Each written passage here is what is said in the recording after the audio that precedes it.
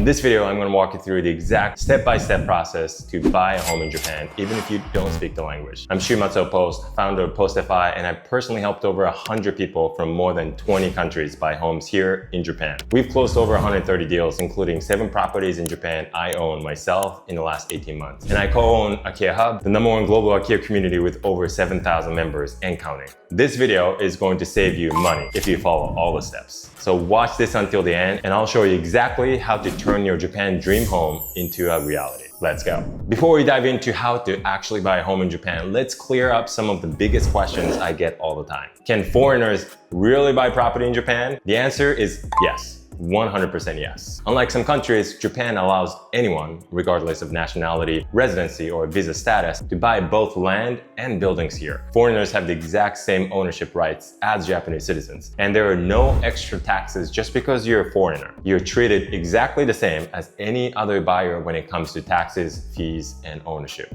But there are 3 really important things you need to know. Number 1, buying real estate in Japan does not give you residency. A lot of people get this wrong. Just because you buy a house here doesn't mean you automatically get to live here permanently. If your goal is to stay in Japan long-term, you'll need to apply for a visa through other means like business, student, work, or family. I'm not going to cover that here, but make sure you do your homework on visas separately. Number 2, property in Japan usually does not appreciate. In countries like the US, Australia, and Singapore, a house is often an investment with the hope that it will go up in value. Japan's market is the opposite, especially outside of major cities. Houses here generally depreciate over time, almost like cars. So if you're buying for capital gain, focus on places like Tokyo or Osaka. Otherwise, I personally focus on cash flow. Speaking from my personal experience, Japanese real estate can be a great way to generate consistent rental income, especially when you own the property outright. Number 3, you probably need to pay in cash. If you're not a resident in Japan, it is almost impossible to get a loan from a Japanese bank. So have your funds ready in Japanese yen. A lot of our clients use apps like Wise to exchange money into yen quickly and cheaply. And if you're watching this while the exchange rate is in your favor, lock that in. It could save you thousands when you're shopping for a house. Now that you know the ground rules, let's get into step 1 of buying your dream home in Japan. Step number 1, know your why. Step 1 is knowing exactly why you're doing this. Buying real estate in Japan is a commitment, especially if you don't live here full time. So you'd better have a solid reason. This isn't something you just do on a whim. Maybe you live in California and you're tired of how insane the housing prices are. I get it. Honestly, you could buy an entire house in Japan for the same amount you'd normally pay just for a down payment in California. Wild, right? Or maybe you've always dreamed of spending more time in Japan. Buying a home here can make the dream real. Now, to be clear, owning property doesn't give you residency like I said earlier, but it is a great excuse to visit more often and bring your family and friends along for the adventure. Or maybe you're thinking like an investor. You want a rental property that produces steady cash flow, something that performs better than what's available in your local market. I'll tell you from my personal experience. I own 6 properties, 13 doors in the US, and 7 properties here in Japan. My US properties might look better on paper when it comes to return on equity, but you know what? Cash flow from my Japan properties is way more consistent, mainly because I own them outright with no mortgages and have tenants that are very low maintenance. And honestly, not having debt feels really, really good. Whatever your reason is, make sure you're crystal clear on it. Don't buy because it sounds cool to own a home in Japan or because someone else told you to. Your why has to come from you. Because this process is simple, but it's not always easy. And when challenges come up, and they will, your reasoning has to be strong enough to keep you moving forward. Step 2, talk to your partner or family. Have you talked to your spouse or partner about buying a property in Japan? If you haven't yet, do it before you go any further. You don't want to skip this step. Here's why. So one of my clients last year came to Japan on his own. He spent a few weeks here, toured properties with us, found a place he loved, and decided to move forward. We made an offer, got it accepted, signed the contract, and paid the earnest money. The deal was locked in. The plan was for him to go back to his home country and let us handle the closing remotely. But then, silence. As we got closer to the closing day, we reached out to confirm the remaining funds and got no response. Finally, I got a message from him. I think I'm gonna need to pull out of this deal. My wife just left me. I was like, you're what? We jumped on a few calls. I reminded him that in Japan, after you sign the contract, there is a window of time where you can cancel by forfeiting your earnest money, which we went over during contract signing. But after that window closes, you owe a penalty, usually up to 20% of the purchase price. His earnest money was about 10%, which meant he owed another 10% to the seller. His response was basically, well, what are they gonna do? Come after me? I'm not paying. But the seller had everything. His passport copy, home address, contact info. They threatened legal action. I ended up negotiating the penalty down to about 5% to resolve the situation, but it was disappointing for everyone involved. A lot of time, energy, and emotion went into that transaction, and it all fell apart because of one conversation that should have happened before he even got on the plane. So the takeaway here is simple. If you're married or have a partner, get on the same page before you commit to buying property in Japan. It's not just about you, it's about everyone involved. Having their full support from the beginning will save you a world of trouble later on. Step 3, have the money. If you're struggling to gather the amount of money you plan to spend on buying a house in Japan, let me be brutally honest with you, you're not ready to do this. I've said this before and I'll say it again. If you can't afford to buy the property twice, don't buy it once. This means you should have enough funds not just for the purchase price, but also for unexpected costs like taxes, fees, renovations, and any emergencies that may come up. Real estate can be unpredictable, especially in a foreign country, so it's important to have a financial cushion to avoid stress, or worse, losing the property because of lack of funds. It's crucial to have cash on hand, not tied up in stock or other investments. What if the stock market crashes right before you need to sell? You might hesitate to liquidate your investments, hoping for a recovery, and miss your window to buy. Having ready cash eliminates that risk and gives you peace of mind that you can move quickly when a good deal appears. Pro tip: when the exchange rate is favorable, buy Japanese yen and hold on to it until you're ready to make your purchase. Currency rates can fluctuate significantly, and timing your currency exchange can save you thousands of dollars or yen. For example, one of my clients bought a large amount of yen when the rate was 160 yen to the US dollar. Even when the yen later strengthened, he was able to confidently buy a couple of properties without worrying about exchange rate changes. Preparing your funds ahead of time can give you an advantage. Overall, being financially prepared with liquid cash in yen is one of the smartest moves you can make before jumping into the Japanese real estate market. Step 4, make sure you can send money internationally. Wise is an app we highly recommend to all of our members when they're ready to start their home buying journey in Japan. It's fast, easy to use, lets you transfer money internationally with just a few taps. Honestly, it's one of my favorite apps on my phone. That said, when you transfer large sums, Wise may ask you to upload documents to verify your identity and the source of funds. If you can't provide those documents, you might be blocked from sending money internationally. So make sure your financial records are in good order, that you maintain a clean financial standing. This will help you avoid any flags or delays from financial institutions when you're transferring money for property purchase. Step 5, have someone who can speak Japanese to help you. If you have a spouse, family member, or friend who speaks Japanese, that's a great place to start. But keep in mind, just because someone speaks Japanese doesn't mean they're ready to be able to help you navigate this process. Guiding a non-Japanese speaker through buying property in Japan can be a lot of work. If you're lucky enough to have someone in your circle willing to help, congratulations. You might be able to get through the process without hiring a professional intermediary. However, if you don't have anyone to assist you, it's important to hire someone. Whether it's a dedicated translator, an intermediary, or a consultant, you want someone bilingual who understands how real estate transactions work in Japan. They don't need to be experts, but they should have a solid grasp of the process. If you have the budget and want a faster, smoother experience, I highly recommend hiring a professional who has handled these transactions many times before. And on the other hand, if you're looking to save money, find someone willing to help and make sure they watch this video carefully. That way they can guide you through the essential steps. Step 6. Set your budget. Your budget really depends on what kind of property you're after, whether it's a vacation home, a primary residence, or a rental property. From my experience, it's usually easier to stick to your budget when buying a rental property. That's because rental properties are all about the numbers. You know what you can spend, what kind of returns you want, and you just have to stay disciplined. For example, you can find affordable rental properties starting as low as $40,000, including some light renovation. Of course, if you can stretch your budget to around $70,000 or more, your options open up a lot. Take Kevin, for instance. He bought a property on the cheaper side, located outside of the 90-minute radius from Tokyo. Even though it's a bit remote, because the house has parking, he's gonna be able to find tenants easily. Parking is a big plus in these areas. On the other hand, Alex chose to spend more to get something closer to the city center. He paid about 10 million yen or around $70,000 and he rented out for roughly 100,000 yen or $700 every month. Not a bad deal, right? Now, if you're looking for a vacation home near Tokyo, you'll definitely want to increase your budget. Vacation homes often require renovations to make them cozy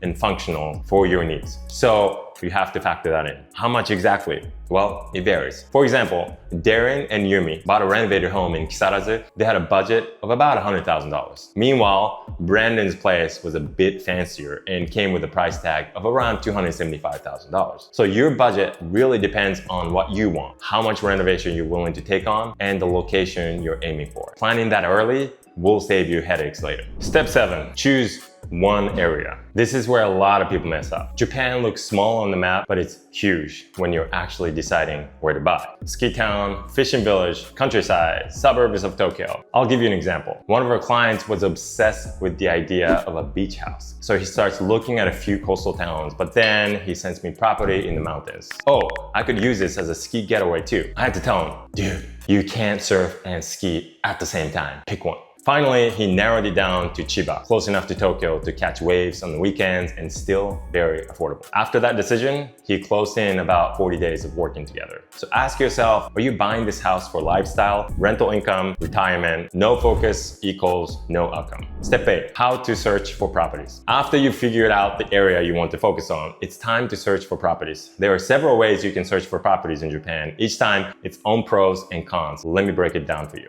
Online real estate platforms. Akiya banks, empty house listings, city and town auctions, real estate agents. Let's start with online sites because that's usually where everyone begins. The 4 main websites I personally use are athome.jp, sumo.jp, homes.co.jp, myhome.nifty.com. So these platforms are basically the Zillow of Japan. And the good news is you don't have to speak Japanese fluently to use them. Just open them in Google Chrome, use the auto-translate feature, and you're good to go. Thank you, Google. But here's the thing. Even though the listings are online, they're not always up to date. Sometimes the property is already sold or the price has changed and the listing agent just hasn't bothered to update it yet. Welcome to Japan's real estate industry, still catching up with the 21st century. Now, what does a good deal even look like? That depends on why you're buying the property. If you're buying a rental, the numbers have to make sense. Purchase price plus renovation should equals a solid rental return. If it's a vacation home, the value might be in the location or the experience. Pro tip, bad photos equals opportunity. And don't rely on photos that are on the listings alone. Either visit yourself or get someone you trust to view it for you. Besides online listings, you've also got Akiya banks, local government websites with vacant home listings. Sometimes they're cheap, most times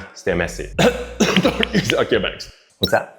City auctions. These can offer discounts on properties, but they come with paperwork hurdles and are usually for more advanced buyers. Local real estate agents, the hidden market, especially in rural areas. These agents have properties you'll never see online. Relationships matter in Japan, and that's how I found most of my properties I bought, through a local agency that didn't even have a website. Now, if all of that sounds overwhelming, good news. That's exactly why we built AkiyaHub. There's a property search engine designed specifically for English speakers. It's easier to use, more intuitive, and honestly, way more user-friendly than the clunky old-school Japanese websites. Start here, save yourself headache, and focus on finding the right house. Step 9, call an agent. Now that you know where you're buying, it's time to call an agent. Don't worry about emailing them because you probably won't get a response. So make sure you pick up the phone and call. It's much more effective. But here's the reality. Most agents in Japan don't speak English, and many of them don't want to work with foreigners. But it's not what you think. It's because they're not trained to work with non-Japanese speakers who have different cultural backgrounds. Also, logistically, conducting a real estate transactions for a non-resident buyer is different from a Japanese resident. There are different documents that they need to collect from the buyer. If an agent is not used to that, they might shy away from taking on a prospective buyer from abroad. Pro tip, we only work with agents who, quote unquote,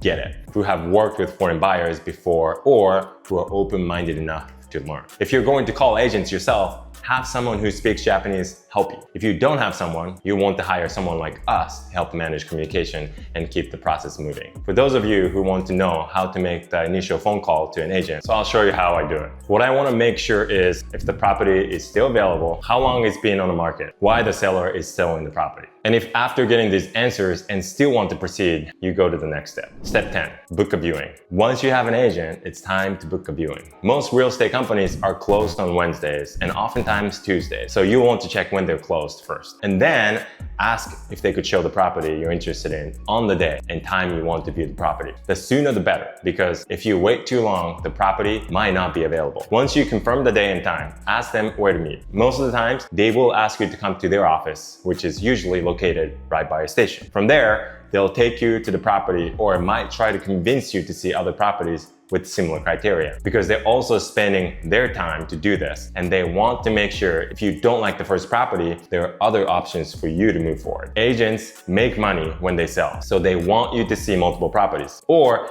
if you want to meet them at the property, ask them for the property address. Most real estate listings in Japan don't come with the full address, so if that's the case, you will need to ask the agent. So what does the conversation sound like? Let me demonstrate. I'm gonna call phone number of a listing that's listed and ask them about this property. So I'll put it on the speaker.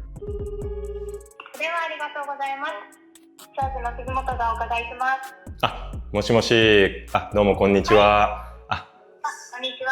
すいません。今ですね、アットホームで掲載されている物件で興味がある物件があるのですが、何点か質問させていただいてもよろしいですか？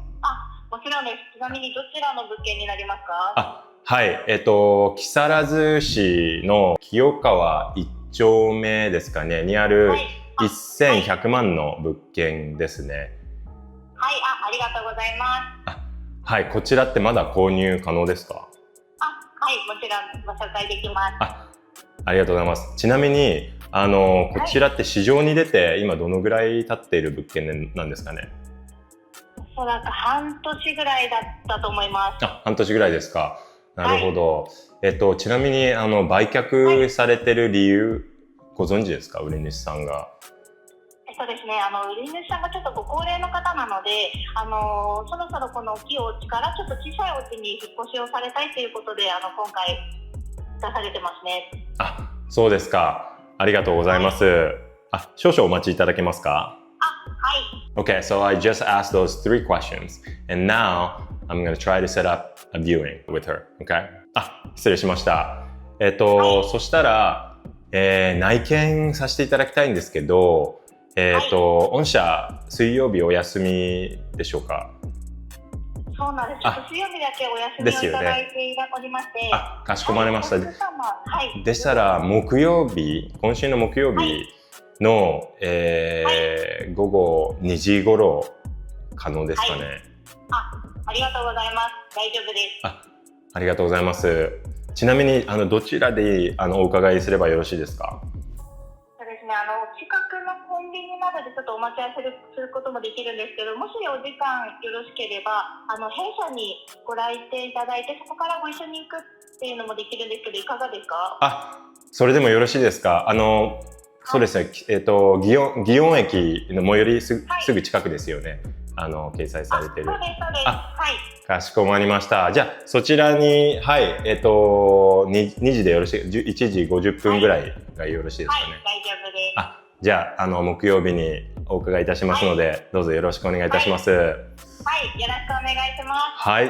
どうもありがとうございます。よろしくお願いします。失礼いたします。失礼いたします。That's my demonstration. Well, if you can physically come to Japan, that's great. Seeing the property in person can make a difference, especially if you're buying a vacation home or primary residence. You might notice things that don't show up in photos or videos. But what if you can't travel? That's fine. We've done dozens of deals where we viewed the house on behalf of the buyer and sent video walkthroughs. One of our clients sent me a huge list of 12 properties he wanted to see. We narrowed them down to 4 and visited them all in one day. By property number 3, he was already in mentally locked in on the one he wanted. Big tip here, don't overwhelm yourself. After about 3 to 4 properties, they all start to blend together. Step 11, make an offer. Here's where things get real. When you make an offer, ask if you can have an inspection contingency, especially if you're buying a vacation home or primary residence. Japan doesn't automatically include this like the US or other countries. It's not standard, but it's possible if you ask. Personally,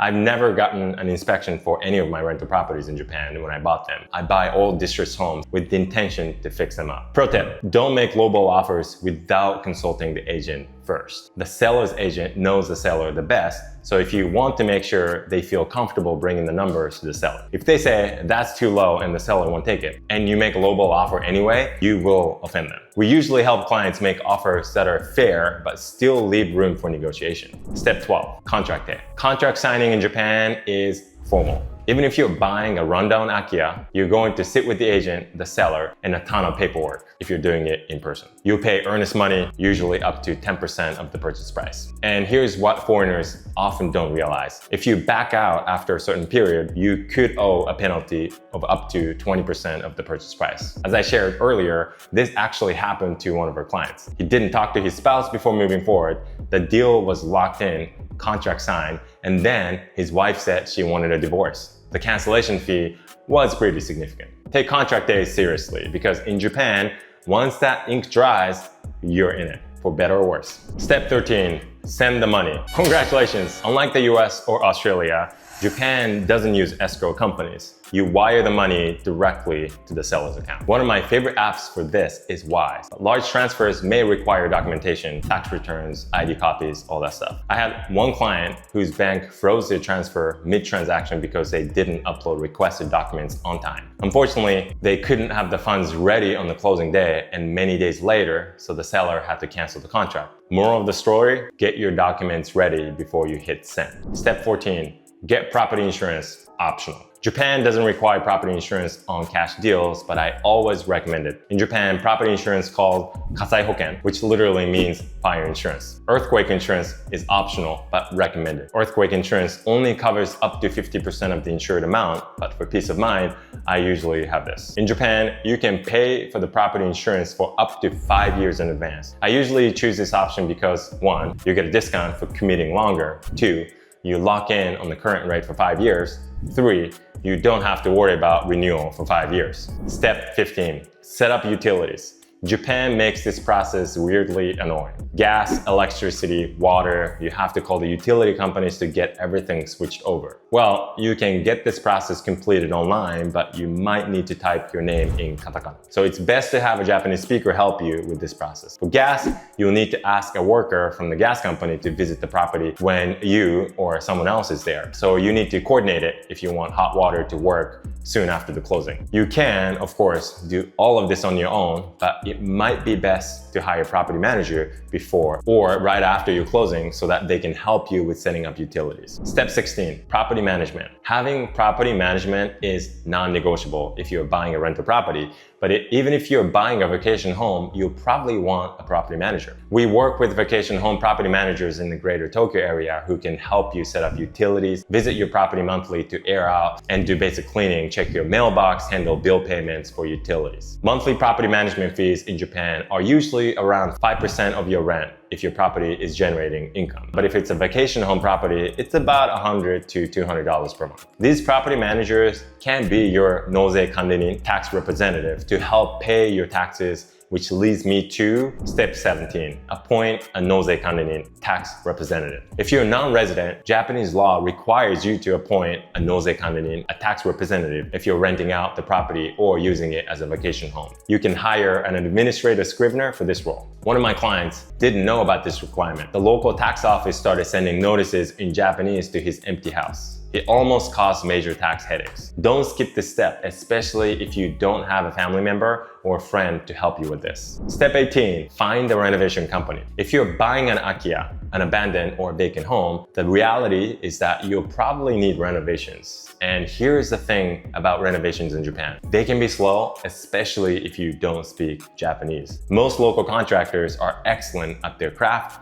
but many have never worked with foreign clients before. Communication can be one of the biggest challenges. It's not just about explaining what you want done, but also understanding timelines, costs, and project expectations. Here's my advice. Work with a renovation company that's used to dealing with foreign clients, or at least open to using translation tools. Some companies might have English-speaking staff. Others might be flexible enough to communicate using tools like ChatGPT or Google Translate. The key is finding people who are willing to work with you. One of our clients, Susie, is a great example of how this can work. She bought a beautiful Akiya that needed serious updates.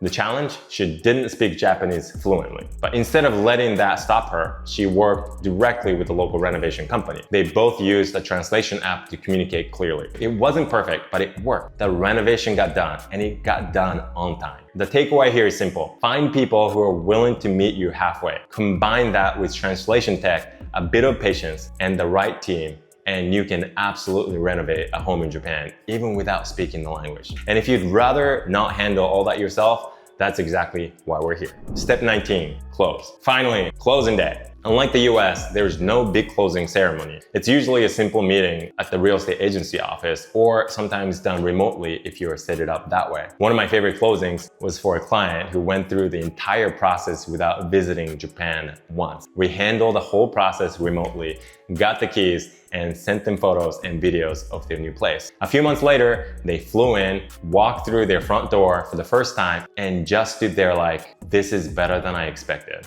Best feeling in the world. And there you have it, the complete step-by-step process to buy a home in Japan as a foreigner. If you follow these steps, you're going to set yourself up to find that dream home here in Japan. Now, if this all sounds like a lot to handle on your own, don't worry. That's exactly why we built our Done For You programs. Click the link below to apply, and my team and I will help you through the entire process from start to finish. If you got value from this video, share it with someone you know who's thinking about buying property in Japan. It might be exactly what they need to hear. Thanks for watching, and I'll see you in the next one.